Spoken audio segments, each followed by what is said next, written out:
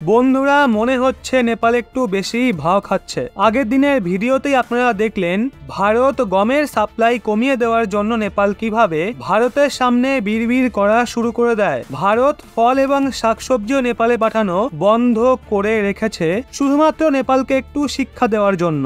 ভারত যত ছাড় দিচ্ছে নেপাল ততই মাথায় চড়ছে। তাই তো নেপাল মুখে খাবার তুলে দেওয়া ভারতকেই হুমকি দিতে দুবার ভাবছেও না। এখন এমনটা মনে হচ্ছে ভারত সরকারকে কিছু কঠোর পদক্ষেপ নিতেই হবে। এখনো অবধি তো শুধুমাত্র ভারত নেপালে যাওয়া আলু পেঁয়াজের সাপ্লাইকেই আটকেছে, কিন্তু এখন তো মনে হচ্ছে ভারত থেকে নেপালে যাওয়া প্রত্যেকটা সামগ্রীর সাপ্লাই বন্ধ করে দেওয়া উচিত। কারণ এই কদিন চীন যত না ভারতের বিরুদ্ধে বয়ানবাজি করেছে তার থেকে বেশি তো নেপালি সংসদ করছে। আগের দিনই আপনাদের বলেছিলাম নেপালি সংসদ ভারতের প্রোডাক্ট থেকে শুরু করে ভারতীয় ফিল্ম পর্যন্ত নিজের দেশে ব্যান করে দিয়েছে, যেখানে চীনকে সব জায়গাতেই ছাড় দেওয়া হচ্ছে। কিন্তু সব থেকে অবাক করা বিষয়, যখনই নেপাল কোনো সংকটে ফাঁসে তখন সে মুখ তুলে সাহায্য চাইতে ভারতের কাছেই ছুটে আসে। আজ নেপালের সরকারের ওপর রাগ এর জন্য হচ্ছে কারণ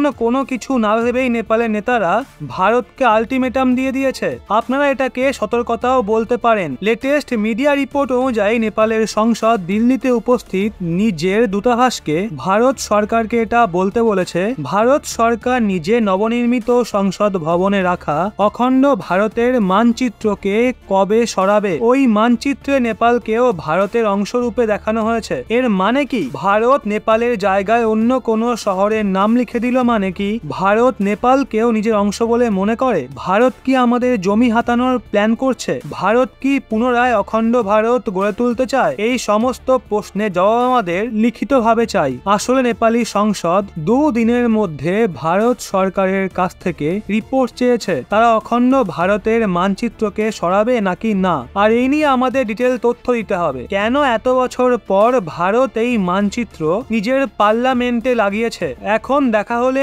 ভারতের বিদেশ বিভাগ এটা বলে বলে হাঁপিয়ে গেছে অখণ্ড ভারতের মানচিত্রে শুধুমাত্র সম্রাট অশোকের সময়কালের সাম্রাজ্যের বিস্তারকে দেখানো হয়েছে। এর সঙ্গে রাজনীতি এবং সরকারের ভাবনা চিন্তার কোন রকম যোগসূত্র নেই। কিন্তু নেপাল এটা কিছুতেই মানতে চাইছে না, বরং যেই চীন দেনার বাহানায় নেপালের জমি দখল করছে সেই দিকে নেপালের একদমই নজর নেই। কিন্তু ভারতের সংসদ ভবনের ভেতরে একটা মানচিত্র লাগাতেই সমস্ত নেপালি তেলে বেগুনে জ্বলে ওঠে। বন্ধুরা আপনারাই বলুন তো, এমন প্রতিবেশীদের কি আমাদের সাহায্য করা উচিত? নিচে কমেন্টে আপনার মতামত অবশ্যই জানান।